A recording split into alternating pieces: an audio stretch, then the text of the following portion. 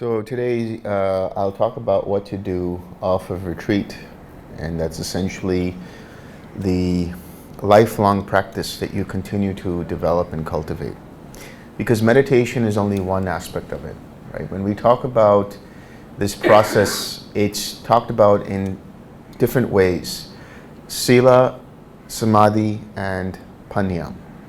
So you've been focusing on the samadhi aspect for the most part, which is the meditation aspect, the development of the mind through loving kindness and the rest of the Brahma Viharas. But in order for you to have samadhi, you need to have sila or shila. And that is essentially what it means, is the bedrock of everything. It's the foundation of everything. And when we talk about sila, we're talking about taking and keeping the precepts.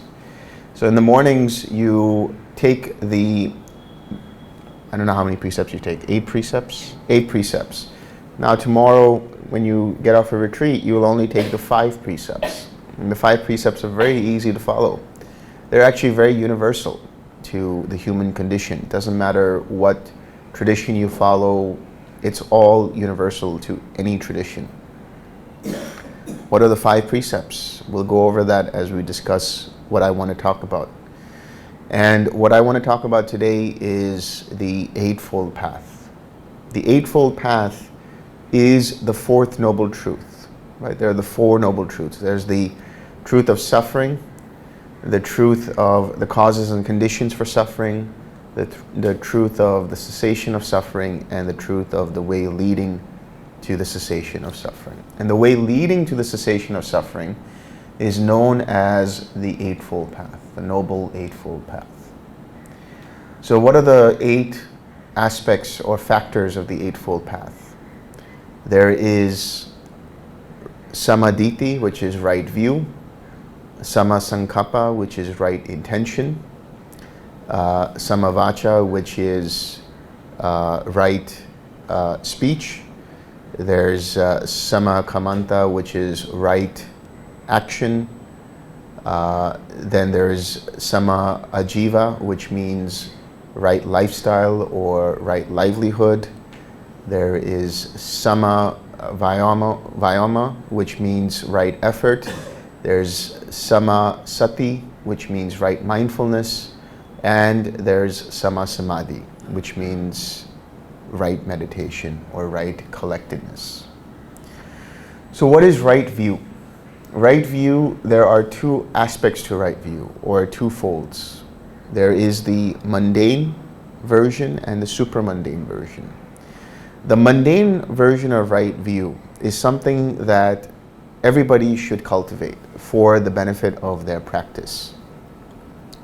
The mundane right view basically is the understanding that there is meaning in giving and what is offered.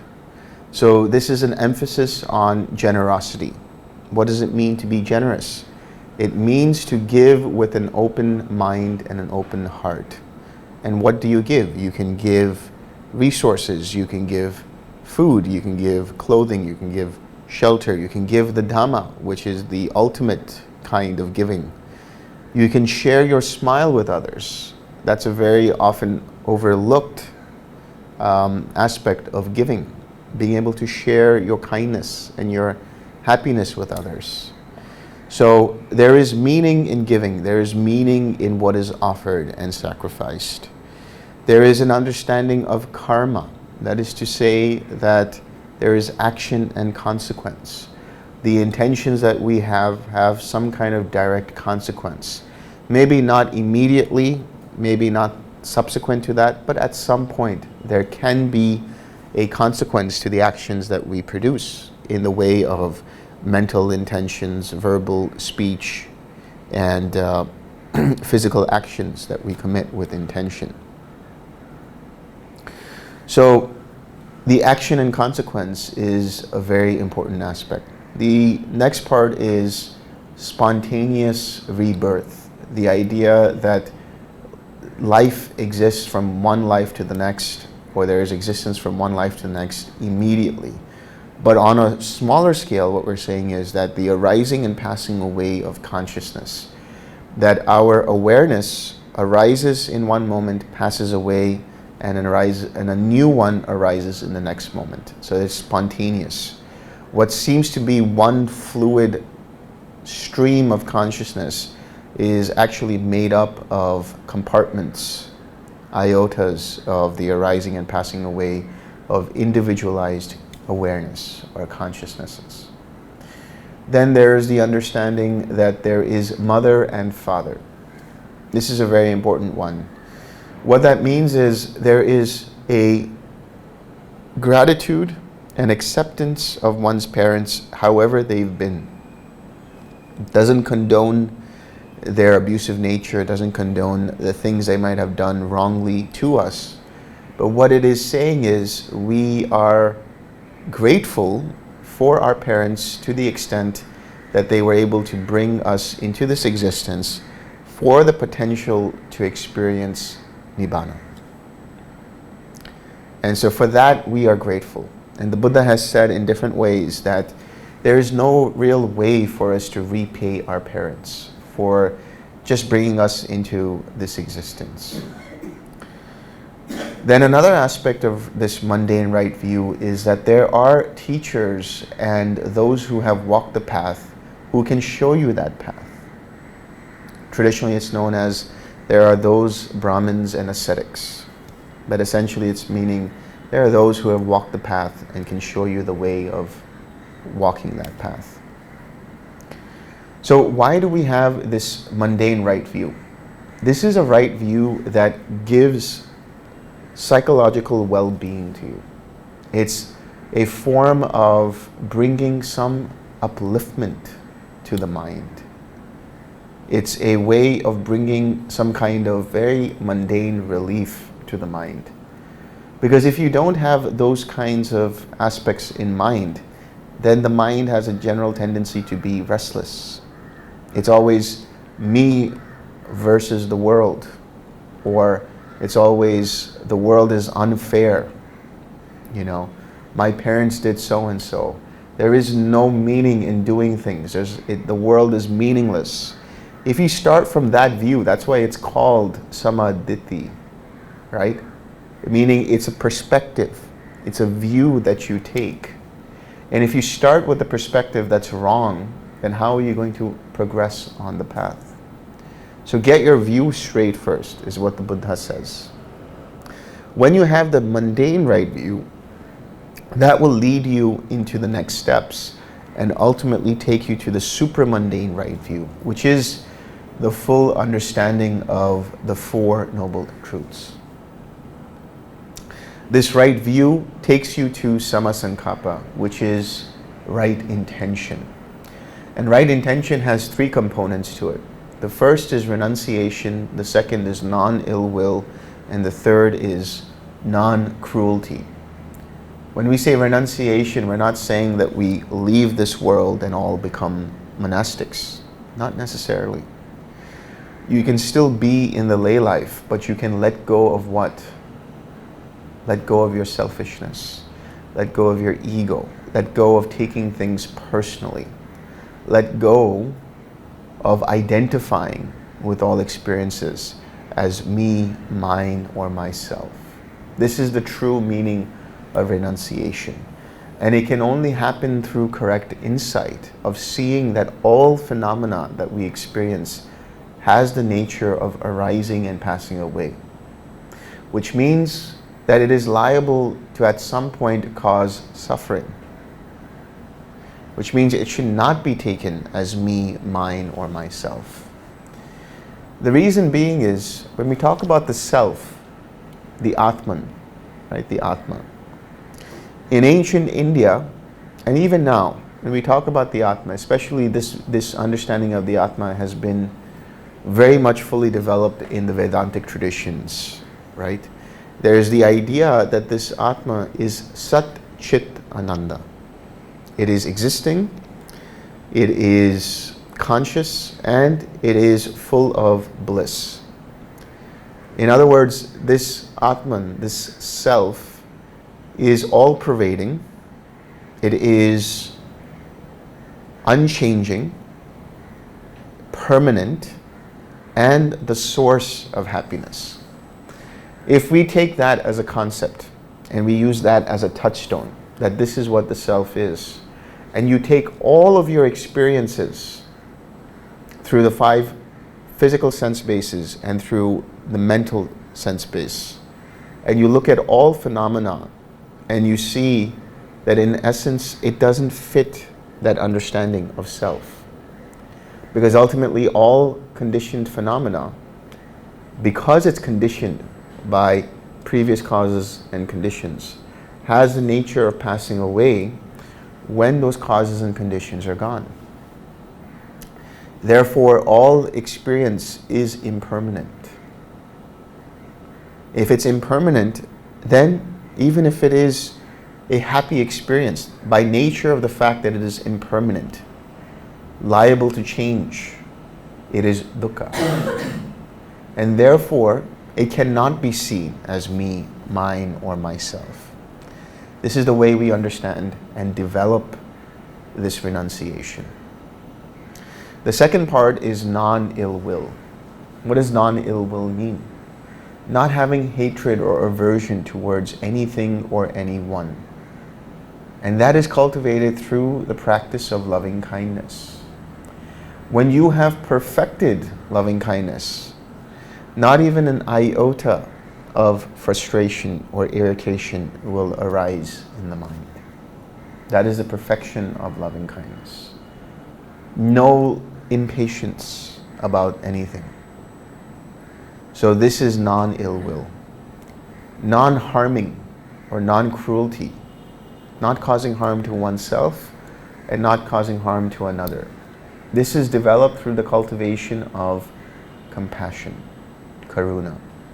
Because remember what compassion means. Compassion means the recognizing of another's suffering. And when you recognize another's suffering as your own, understanding this person is upset the same way I would be upset. This person is sad the same way I would be sad. For me, to add to their suffering is cruel. If somebody is upset with me, it's because of their own suffering. It's because of whatever is wrong in their own lives. Why should I act in the same way and cause them suffering or further suffering? And not only that, but cause myself suffering in doing that. The mind doesn't think that way. The mind wants to be right all the time. You know, in a debate, in an argument, I am right, they are wrong. I won't listen to reason, no matter what. Why? Because it's holding dear this sense of self to ideas, to concepts, to identity, which is like sandcastles in front of the seashore. As soon as the wave comes in, this sandcastle goes away. That's what our identity is. It disintegrates all the time. What we take to be me, as this is my body, this is my mind, these are my ideas, these are my relationships, these are my children, these are my parents, these are my degrees, these are my qualifications, these are my years of experience, and all of that. All of that has arisen due to causes and conditions. You might think that you were in control of those causes and conditions, but even that sense of control is conditioned by external causes and conditions. So by taking things personally, we start to defend those things. Somebody says something to us in an unwholesome way and we react in kind. It's because we have this little self in the mind that says, how could they say this to me? So if you start to see the self as just disintegrating all the time because it's dependent upon causes and conditions, then you stop taking things personally. When you stop taking things personally, then you have more compassion, because other people might not know better. Right? And if they don't know any better, then how do you expect them to behave a certain way? Let go of any expectations of any kind of standards. If you are compassionate to yourself, forgiving to yourself, all right, I made a mistake.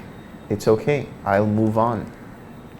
If you treat other people the same way, then you won't be cruel to them. Somebody's shouting, abusing, using all kinds of derogatory terms against you. How does that have anything to do with you? It's just sound. Nothing to do with you. Because you take it as this is me, you take it personally. But then if you switch it and say this is because of that person's suffering, then you become naturally compassionate. So the cultivation of compassion is perfected in having total destruction of any intention to harm, one way or the other. This is right intention. This right intention leads to right speech. What is right speech? Right speech is understood to be the abstaining from, refraining from, not indulging in false speech, harsh speech, abusive speech, speech that divides, gossip, and unnecessary speech. So what is false speech? False speech is speech with the intention to deceive someone, right? You know it not to be true, and yet you say it. Harsh speech, using a certain kind of tone that can inflict pain in a person. Abusive speech, using certain kinds of words to demean a person. Divisive speech, saying one thing to one person, saying another thing to another person, and creating division amongst groups. And gossip. What is gossip? Talking about another person, whether you know it to be true or not, right? And how do you know something is gossip? If what you are saying about that person, you could say with that person being in the room, then that's not gossip. But if you have any discomfort in saying something about that person while they're in the room, as if they were in the room, then that is gossip, talking about other people behind their backs. And then unnecessary speech, speech that comes out of restlessness. Being a talking head, basically. Just speech for, the empty silences that you have. Being uncomfortable with those empty silences and trying to just, say something, talking about this, that, or the other, That's unnecessary speech. So a good way to understand how to have right speech is to think before you speak. So this word think, there's an acronym for it. T-H-I-N-K. It's an acronym. So T stands for timeliness, time. Is it the right time to say what it is that you want to say? H is for honesty. Do you know what you're going to say is truthful or not? I is for intention. What is your intention behind that? Is the intention to cause disruption, or is the intention to create peace? Is it a wholesome intention or an unwholesome intention? N is for necessity. Is it necessary for you to say what you have to say because it's of benefit to another person? And K is, can you say it with kindness? Now, oftentimes when I say that, a lot of times people say, well, I am in the office and I have a position where I need to get results from my employees or whatever it is, and sometimes I have to be stern with them. Well, can you be kindly stern? Can you be sternly kind? Right? You can still have some level of kindness, even if you have to reprimand someone. So think before you speak. That is the right speech. Right action is abstaining from breaking any of the precepts. Already right speech is abstaining from breaking the precept of false speech. But here we're talking about abstaining from killing, harming and killing living beings. Abstaining from that. Abstaining from stealing or taking what is not given. That's a very interesting way of putting it. It's not just stealing, it's about taking what is not given. In other words, you're not just going to borrow something from someone and then put it back without them not knowing it. Or without them knowing it.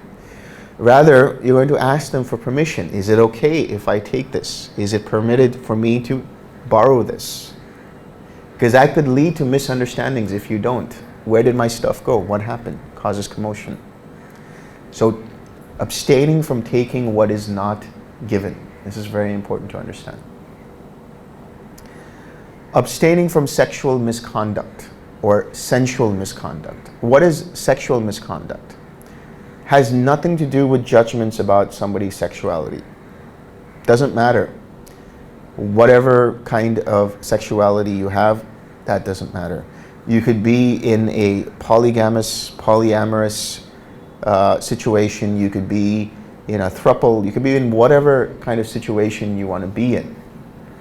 But do not cheat on your partner or partners. That is sexual misconduct. Causing yourself harm or another being harm. Right? So that includes obviously rape and pedophilia and other things, right? All of that is part of sexual misconduct. Sensual misconduct is becoming so desirous of attaining something in the pursuit of sensual pleasure that you break the other precepts in order to achieve the sensual pleasure. So that is abstaining from sexual or sensual misconduct. Now, it doesn't include, it's not traditionally included in right action, but abstaining from intoxicants is also important. What does that mean, abstaining from intoxicants? Abstaining from alcohol, drugs, abstaining from even binge watching on Netflix or whatever it is, because you're overindulging the senses, right? Overindulgence in anything causes what? Dullness in the mind. When you become drunk or intoxicated, there's more of a liability for you to break the other precepts because your judgment isn't there. Your ability to discern what's going on isn't there. So you are more liable to break another precept. That's why the Buddha included this. Actually, the reason the Buddha included specifically not indulging in alcohol is because this is in the Vinaya. Before that, there was no such injunction against alcohol. But it was when an arahat drank a little too much and became drunk and started misrepresenting what was going on by being a little tipsy and walking unmindfully and so on, that the Buddha said, okay, we need to have a rule about this. So that's the fifth precept, abstaining from indulging in intoxicants. Then that leads to right livelihood.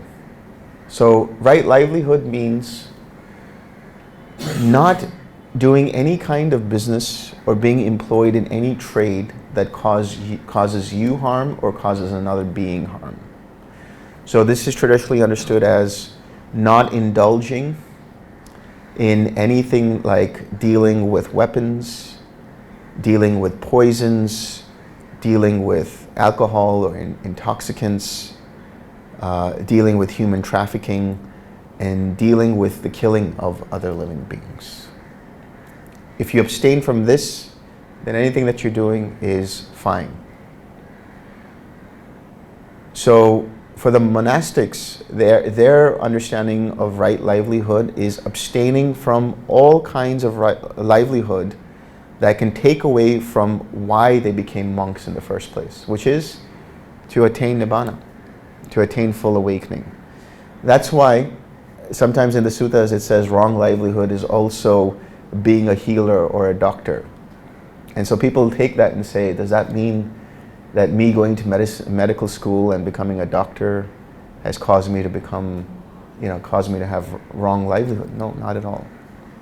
What the Buddha is saying is that for monks, if they want to be doctors, then they should stop being monks and be doctors. Monks become monks, or monastics become monastics for one purpose, and that is the purpose of full awakening. Anything that takes you away from that, in that case, is considered wrong livelihood. So, right livelihood is abstaining from any trade or practice that causes you harm or causes another being harm. Then that takes you into right effort. So, right speech, right action, and right livelihood. These three constitute sila. Now we're going to get into samadhi. And what constitutes as samadhi? That is right effort, right mindfulness, and right collectedness. So right effort. Remember I told you on the first day, right effort is made up of 4 components. The preventing of the arising of unarisen, unwholesome states. You do that when you recognize. The second right effort is to abandon already arisen, unwholesome states of mind. That you do when you relax. The third is to generate a wholesome state of mind. That you do when you re-smile. And then the fourth is to maintain that wholesome state of mind. That you do when you continue staying with your object of meditation. So that's part of right effort. Every time you use the 6 R's or anytime you use the 4 R's, you are practicing right effort.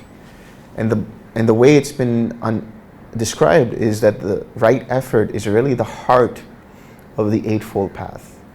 It's the core. It's through right effort that you go from wrong view to right view. Wrong intention to right intention. Wrong speech to right speech. Wrong action to right action. Wrong livelihood to right livelihood. Wrong mindfulness to right mindfulness. Wrong concentration to right concentration. So once you have right effort, it takes you immediately into right mindfulness. What is right mindfulness? Right mindfulness means to be able to observe and remember to observe how mind's attention moves from one thing to the other. So it can be broken down into the 4 foundations of mindfulness, but that's a whole other discussion. But what we're saying is you're looking at how your mind is responding and reacting to different situations. So there are 2 components to that. That's sati, that's mindfulness, and sampanjanya, which means clear comprehension.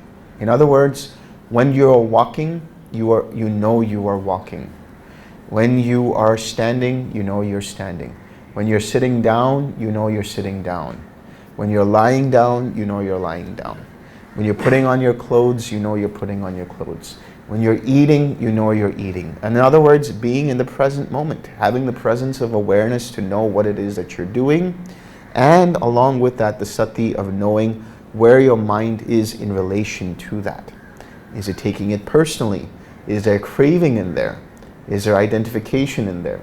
Or is the mind free of that? This is what is constituted as right mindfulness. And finally, that takes you into right collectedness. Samasamadhi. So right collectedness means having the right unification of mind, not becoming one-pointed or absorbed in the object of meditation, but rather having the unification of mind and having an open awareness that allows you to see what's going on with the mind as long as the object is in sight. It's like you being a parent and you go to the playground and you let your children play. And while they're playing, you're talking to somebody else, right? You're talking to a friend. But your attention is always there on your child. What are they doing? What's going on? Right? Some fraction of attention is still there. Sometimes you'll see on YouTube these videos of like these dads, right? They're like just lying down on the sofa and their baby is like, you know, toddling on the sofa, and then they fall. But, you know, dad is so alert and attentive, he's able to catch the baby. That level of attention. Not being so fully absorbed in what's going on. Just enough attention to know that your object of meditation is there. In that way, then you can notice if a hindrance arises, and you can release it, you can relax it, you can let it go and come back to your object of meditation. So the more you do this, this is the path to follow when you get off of retreat, is to keep your sila.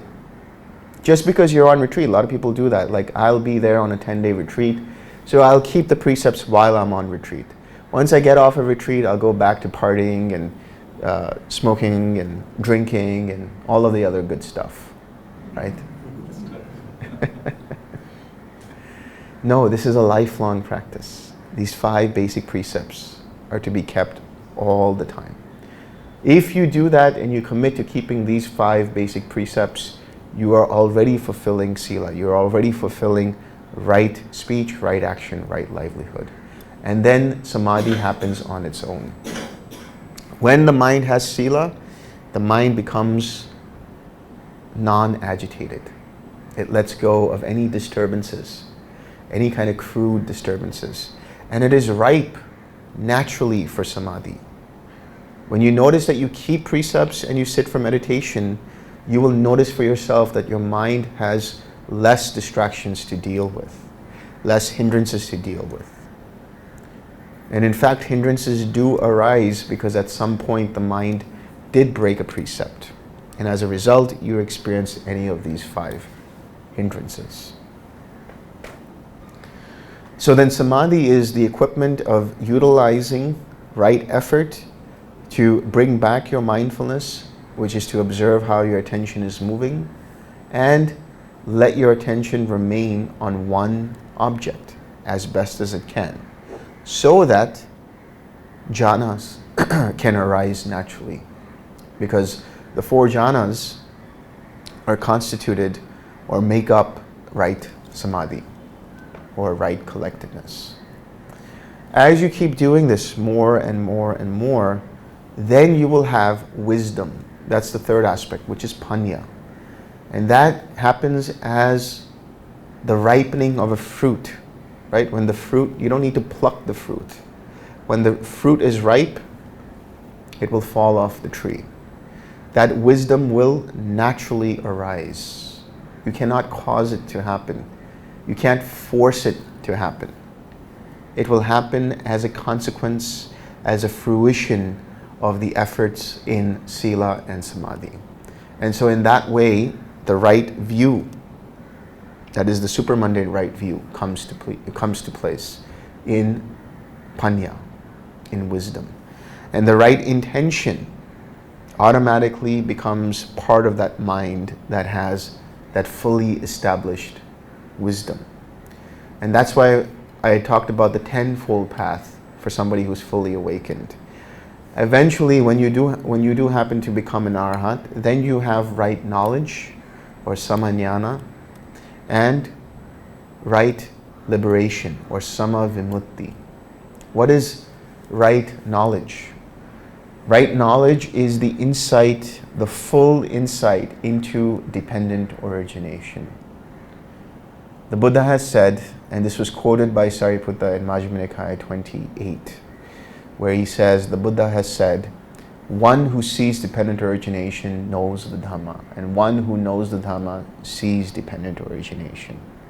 So when you have that, then you have full knowledge and liberation. That is samajnana. That is right knowledge. From there, you have right liberation. What is that right liberation? Letting go of all 10 fetters and now having vimutti, which means having gotten off of the wheel of samsara. And also for the arhat, being able to enter into nibbana whenever they want. That will happen in due course of time. Just focus on these 3 first. Sila, first and foremost. then samadhi, and wisdom will naturally arise. Now, another way of understanding why to keep the precepts is that there is a lot of power in keeping the precepts. Bhante Vimaramsi has always said, when you take care of the Dhamma takes care of you. You are always protected whenever you keep the precepts. There is an understanding that in keeping the precepts, certain faculties also arise. Certain things happen in your life that seem almost magical. Your intuition grows.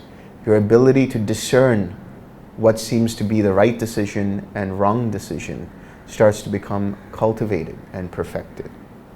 So keeping the precepts keeps a very balanced mind. And a balanced mind, a quiet mind, is the birthplace of intuition. And intuition will never be wrong. It might not be the answer you're looking for, but it will always be the right answer. So this is the way to lead your life off of retreat. Follow the Eightfold Path. Everything else will take care of itself. Any questions?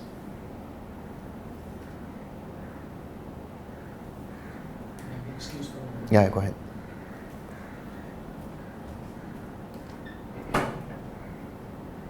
No questions? Yeah. The meditation that we did today and yesterday about the aggregates was a really good one. And you mentioned that there's possibly another version of that meditation from the origination. I don't know if it's the same one or if it's a different one, because it depends on how much was cut out. But if there is, then you'll have to look for it online on YouTube. That's right. Yeah. Just look on the Dhamma Sukha YouTube or the Suttavaras YouTube. Yeah, one of those two. And look for the 5 aggregates meditation. I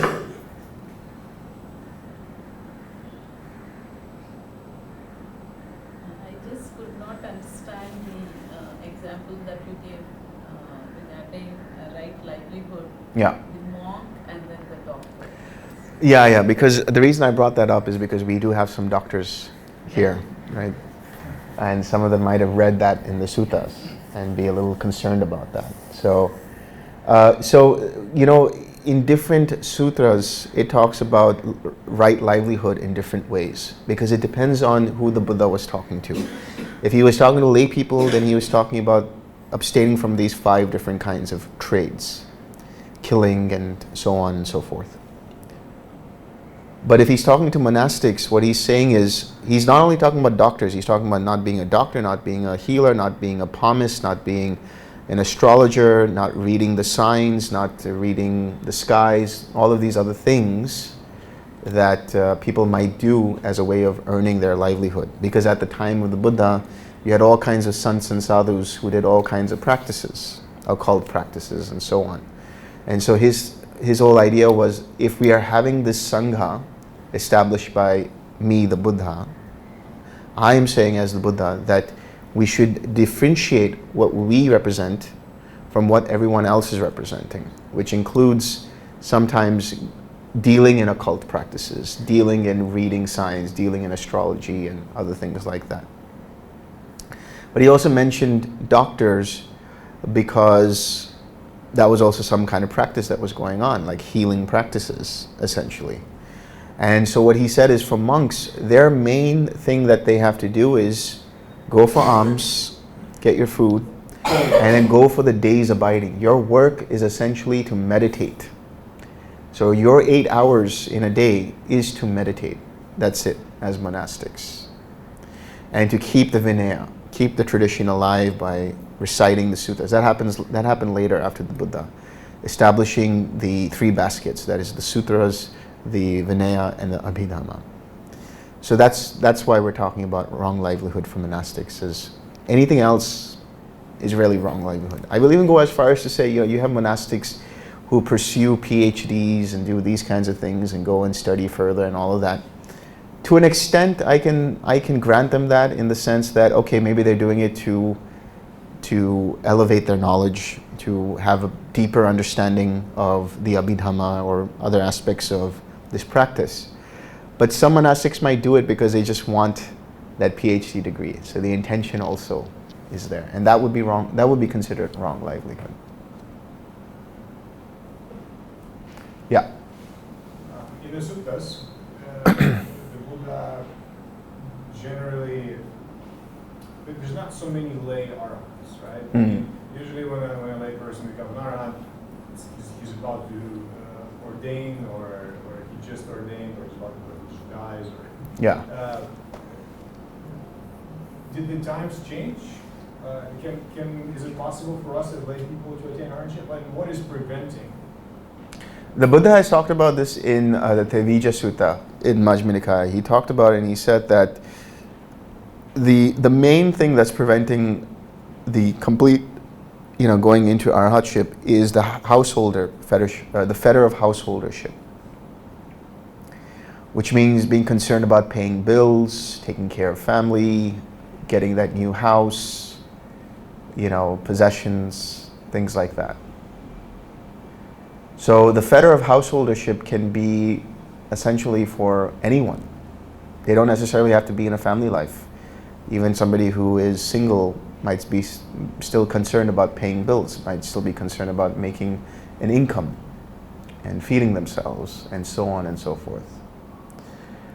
So if you would take that context, then you could see that really if there was somebody who was a lay person, so to speak, that is to say not traditionally within the monastic community, but followed a lifestyle that was not dependent upon earning an income and was not concerned about feeding a family, not concerned about paying bills, and so on, then that person would be considered somebody who is like an ascetic in that sense, somebody who's a wanderer. A good example of this is somebody like Bhaiya, who was also understood as an ascetic, not in the tradition of the Buddha, not in the Sangha. But when he went to the Buddha, he spoke with the Buddha and he said, give me some instruction that I might then attain arhatship. And what did the Buddha say? I'm going for lunch, ask me after lunch. And so he asked him a second time, I might die in this next moment, so if you just give me some instruction. And again the Buddha said, I'm on my lunch break, come back after lunch. And a third time Bhaiya asked him the same question. And finally it's like every time you ask the Buddha 3 times something, he has to grant it to you. So he says, okay, listen carefully. And he gives them these instructions. He says, in the seen there's only the seen, in the heard there's only the heard, in the sense there's only the sensed, in the cognized there's only the cognized. When, Bhaiya, there is no you in that, then there is no you by that. When there is no you by that, there is no you in between the two. Just this is the end of suffering. And the reason he gave that instruction to Bhaiya was because Bhaiya was under the belief that there was a self who was the seer behind the seen, who was the hearer behind the heard, who was the sensor behind the sensed, who was cognizing behind the cognition. Once Bhaiya understood this and let go of that, he let go of all self-concept and attained arhatship. He attained arhatship, was walking the street, right, or crossing the street, boom, gets killed by a bull. Then the Buddha says to the monks, go monks and give Bhaiya the proper rights as you would to a member of the Sangha, even though he was not traditionally accepted as a Sangha member. So there is also mention of an arahat who was a lay arahat, who was an acrobatic. He was somebody who was like doing all kinds of acrobatics. And the Buddha gave him, do you know the name? Oh. Yes, Ugasena. And the instruction that was given to him, he immediately got it and attained arhatship. So he was considered a lay arahat. But of course, later on, it was understood that he then went into the monastic lifestyle. So I think it just depends on how people want to look at it. But could there be lay arhats? Depends on what your definition of lay means.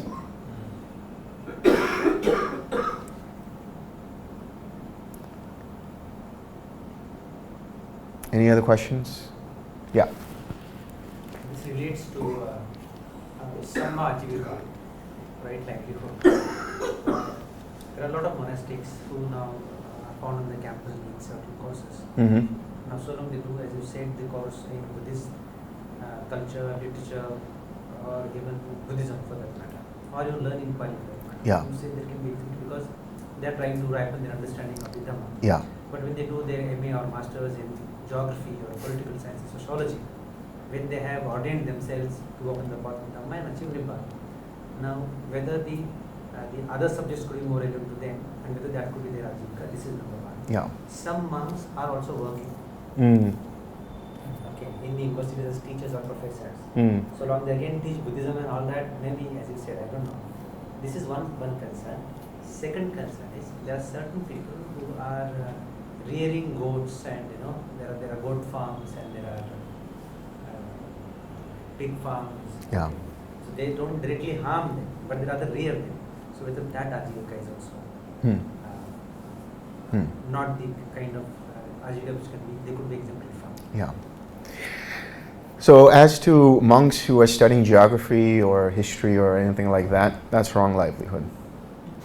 As to monks who are earning money, that's wrong livelihood. As to farmers who are rearing different kinds of livestock, it depends on what that is for.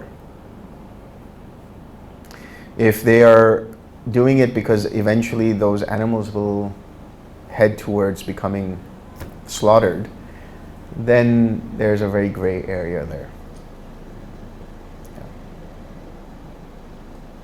One small note, if I can ask second.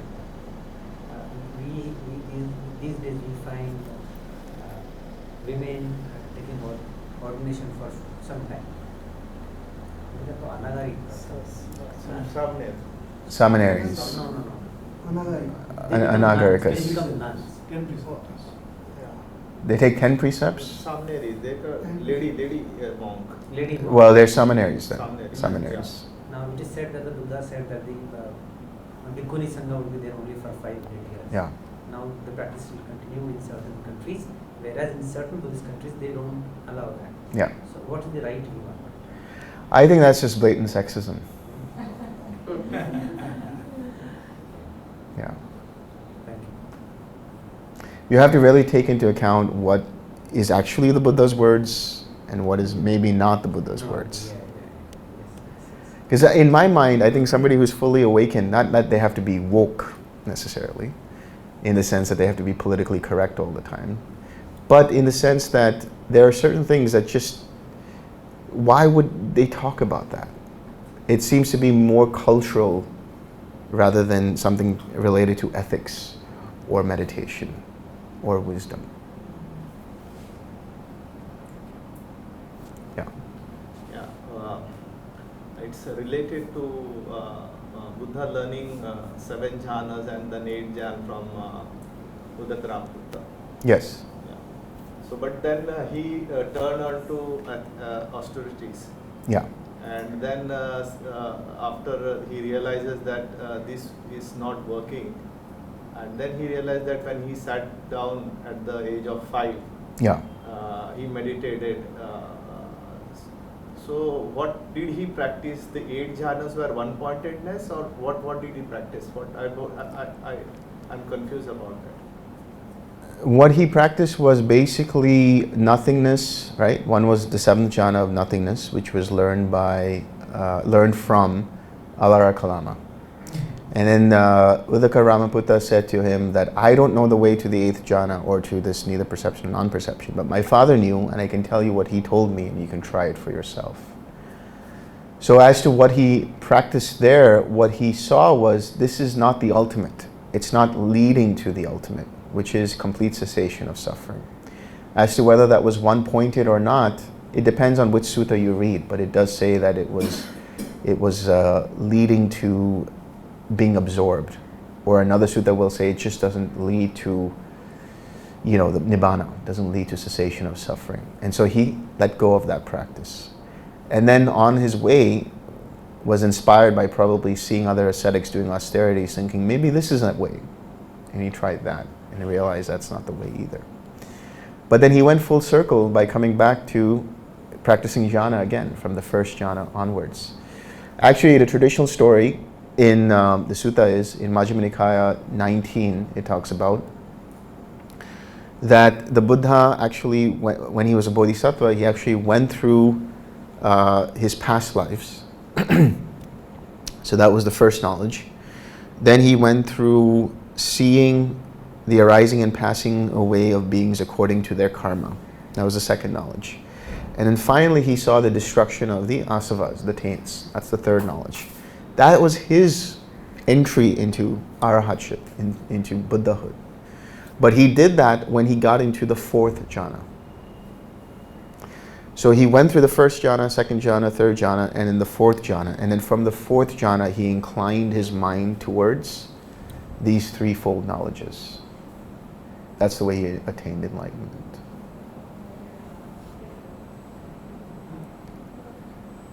So on this topic, it is mentioned a lot in the sutras, those three things from the jhana. But then only some of the arahants had this psychic ability. Why is there so many mentions of that for these three things? Yeah. Well, I mean, it seems like there's a lot of mention of that, but I think equally, or almost equally, there's also mention of the 8 jhanas. Almost equally, there's also mention of just the 4 jhanas, and then experiencing panya vimukti, letting go and experiencing cessation from them. So does that mean, are we talking here in a sense that for jhana, for jhana from without all the... Without the infinite space, infinite consciousness, and so on. Okay. But infinite space, infinite consciousness, nothing, neither perception, are all encompassed in the 4th jhana anyway. That's why I was saying yesterday, there's only 4 jhanas.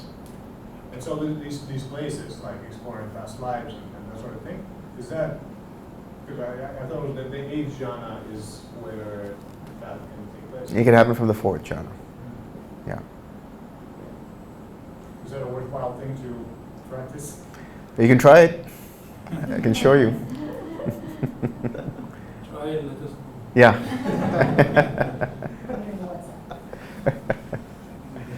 Yeah. In continuation to what Yeah. is being discussed, these days past life regression Yeah. has become a therapeutic tool. So you think it really works that way? It is like revisiting the life. Yeah. Itself is therapeutic. Right. I guess it just depends on the type of therapy that's used, but yeah, I couldn't really comment on it unless knowing the real details of it. Maybe it does have some utility, because I know, for example, there are other kinds of therapy like MDMA therapy, where for people with PTSD, they relive the same traumatic events, but under the influence of this medication or drug that creates a different kind of perspective on that same memory. And it apparently has some utility and some value in it. So if they're doing something like that, not necessarily with drugs, but with the reframing of your perspective on those same memories, maybe there is some utility to it. But just going through past lives themselves might not be that meaningful. It's just a fun thing to do, let's say. No.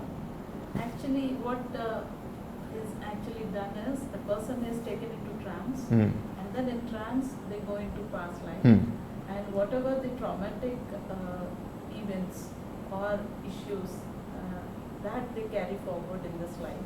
Okay. And for no reason they're suffering. They don't even know that. It has no connection with current life, but they still have this problem. So by revisiting that, so this is clear. Just by revisiting it. Yes, yes. Interesting. We have seen a person, say, suppose having some arrow wounds or some bullet wounds in past life, is having some unexplained burning sensations or vicarious pains or things like that. So So they are just gone through this, and that's all. After that, no burning sensations or pains. Interesting. That kind of. Okay, that's interesting. You're referring to that many lives, many masters. Yeah, but then there are many people now offering this, and it's working therapeutically. Okay. It has nothing to do with. I'm sorry if you. Yeah, done. I'm just wondering whether you feel maybe forgiveness might be, perhaps could it be said maybe that is that the fastest way? Because I remember in one of Bante's videos,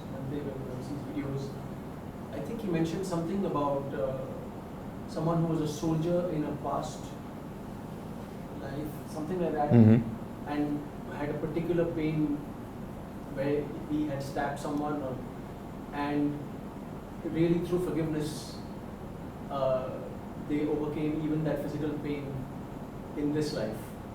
So I'm just wondering what you would have to say as forgiveness, as that sense in a quote unquote, as a therapeutic tool. Absolutely, because I can tell you from another person's experience where they did go into past lives, and that's very interesting because you brought up the idea of reliving those, and then the pain goes away. But in some instances, there are people who go through those past lives and then they keep holding on to that. And so for that, you will need forgiveness practice. So they keep reliving that, but it only causes them more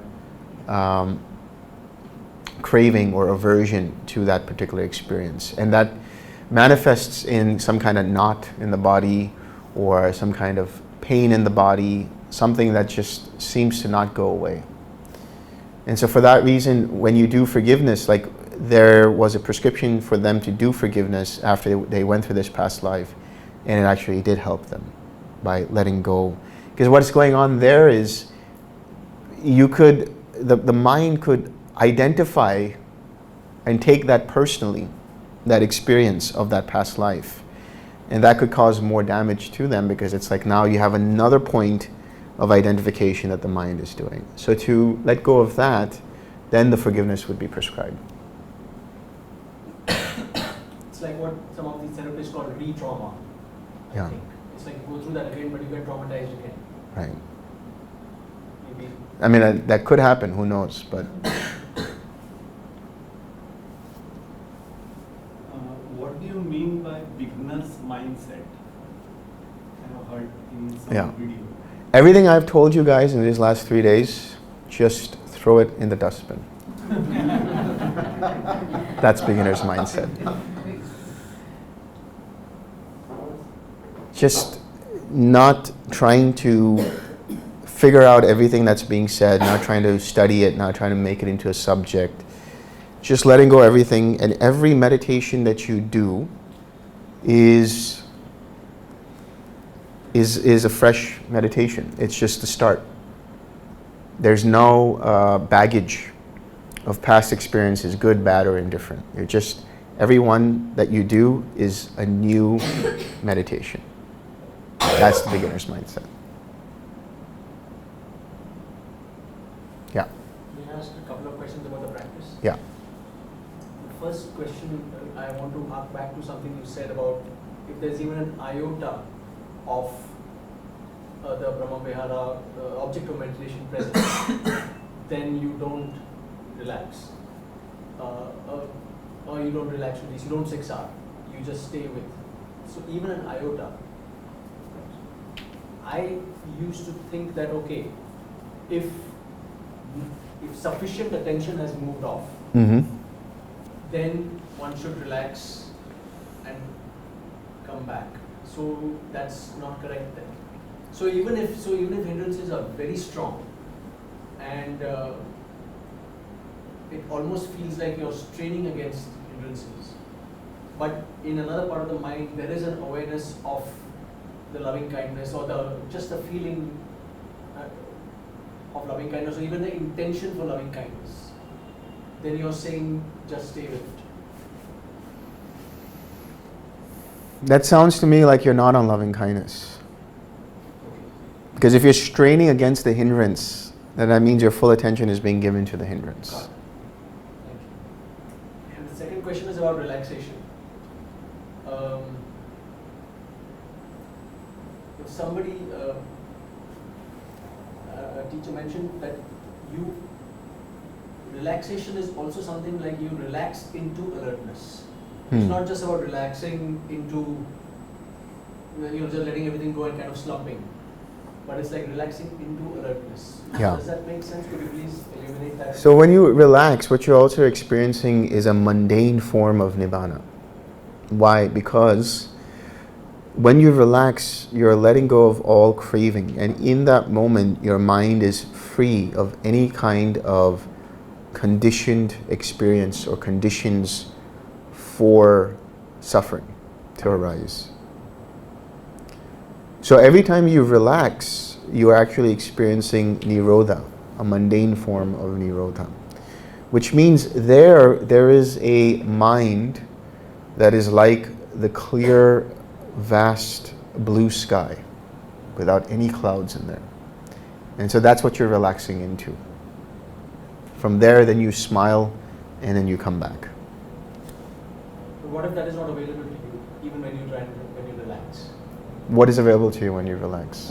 What if that clear mind like a blue sky is not available to you even if you relax? But what is available in its place? Or what is available in its place? A more agitated mind which is dealing with hindrances. So in which case then one should forgive. In which case, then there is no relaxing going on. There is Bhante would call using the 6 R's like a stick. Preemptively using the 6 R's or 6 R'ing because you have aversion to the hindrance, then there's no relaxation there.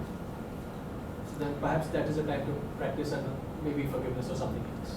Possibly, or refine or retune your 6 R's to in such a way that you're not having aversion to whatever is going on, and you're not trying so hard to relax.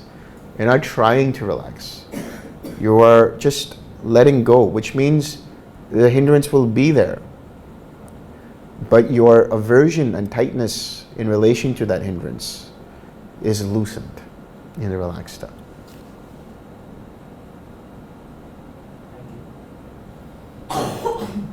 Yeah. Teacher, what do you think about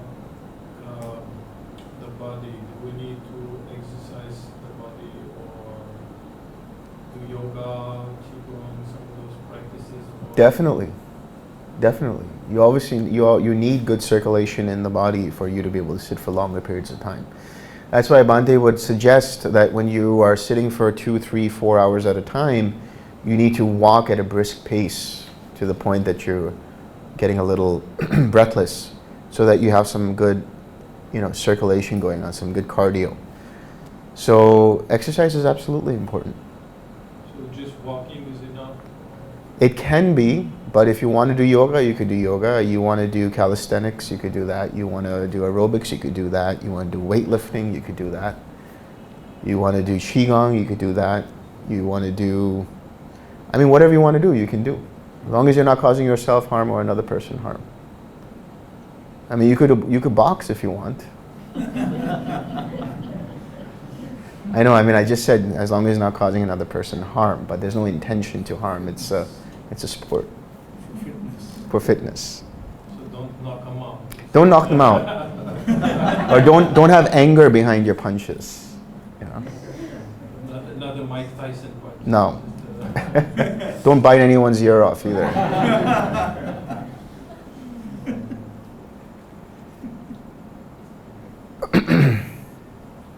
Anyone else? Yeah. Talked about to one's parents. Now, who said that? Because Buddha left his own home. I didn't say duty to one's parents. No. I said gratitude to one's parents. Yeah. Buddha said that we can't repay them. Yeah. But if we teach them, let's say they don't have any morality, we teach them morality. If we can help them be more moral, if we then can have uplift to their teach them mind. more. Yeah.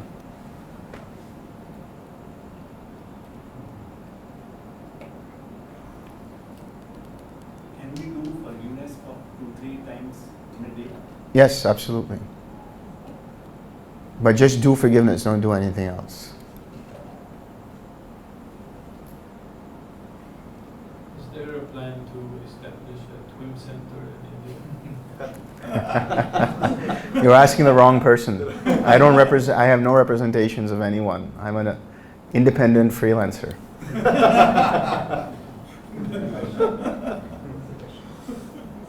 don't have a plan to establish a TWIM center? We'll see. Work on it for our benefit. It'll happen. Just a loud thinking and maybe out of this context, but the Vinoba Bhave, most of them here in Maharashtra may know him. He mentioned that samadhi is possible even while working. And in fact, it's only in service of God that is possible, and one may not apparently know while in samadhi. Yeah. And he wanted to know, is there anyone who can tell that he had this experience for some months together when he was doing this Padayatra and reaching out to people and taking donations from people and then giving it back to people. While all this is happening, he was absolutely not aware of that. Mm. He was in complete communion with God. So is it possible? Does that happen? Yeah, it's possible.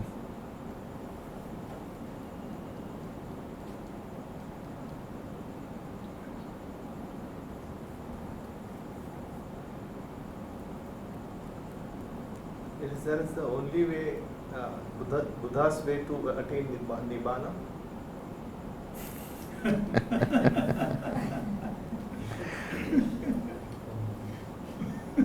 I'm not going to get into that. If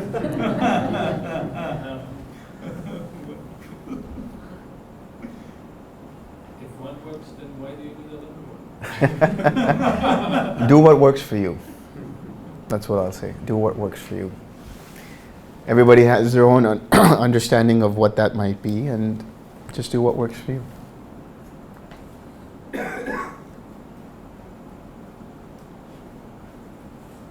Yeah. How much is keeping our spine straight is important? Can we, sometimes we can maybe lie on a side and mentally we are on the object of meditation because we are tired sitting. So can we lie down on a side and suppose lie and pose and meditate? How did Buddha attain parinibbana? Doesn't matter what the posture is. Do you suggest anything with some other text they suggest about Ida and Pingla, that keeping your spine straight and that helps a lot? So you have to understand, when we talk about these other traditions, Shushumna, Ida, Pingala and all of that, the Buddha never mentioned them. Not because they didn't exist, but he maybe didn't think that it was beneficial for the time to talk about it. Because when you read about Kriya and all of these are very tantric principles, tantric ideas, which are formed much later after the Buddha. So if it helps you, then by all means do it. No need to try to justify or verify or confirm. Do what works for you. That's it. As long as you are keeping your precepts and your mind remains balanced in meditation, doesn't become fully absorbed to the point that you can't deal with hindrances. In other words, you have the balanced effort and you're letting go. You can do all kinds of practices that you want. Like I said, Qigong, you want to do Tai Chi or yoga, Kundalini, whatever it is, go ahead, do it. But see if it works for you. If it's starting to get in the way of you actually letting go of suffering, and it's causing you suffering, then probably not do that. Because remember, the Buddha always said he only teaches two things. What is suffering and the end of suffering.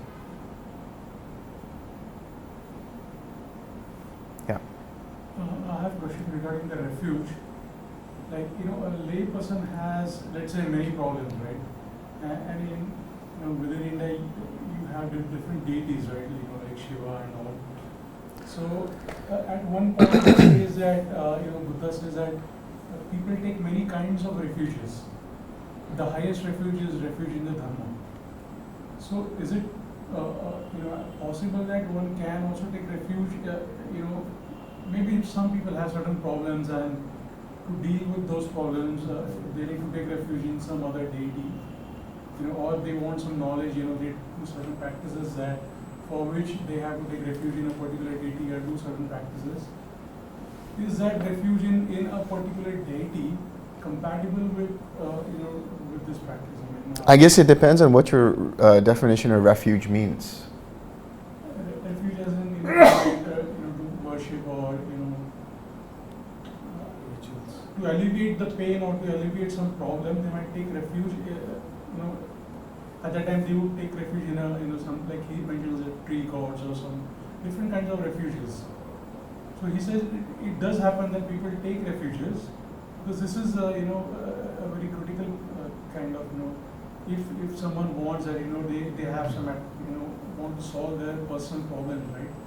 And they think that taking refuge in a particular deity might solve their problems, but they at the same time want to continue this practice. It becomes like a problem, right? Ethical problem. I think that's up to them. Because some people find that when they take refuge in the Dhamma, it helps them with dealing with their problems. So it's up to the person.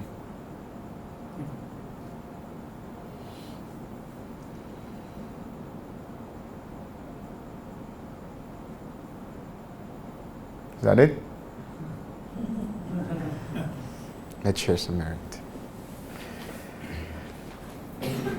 May suffering ones be suffering free, and the fear-struck fearless be. May the grieving shed all grief, and may all beings find relief. May all beings share this merit that we have thus acquired for the acquisition of all kinds of happiness. May beings inhabiting space and earth, devas and nagas of mighty power, share this merit of ours. May they long protect the Buddha's dispensation. Sadhu, sadhu, sadhu.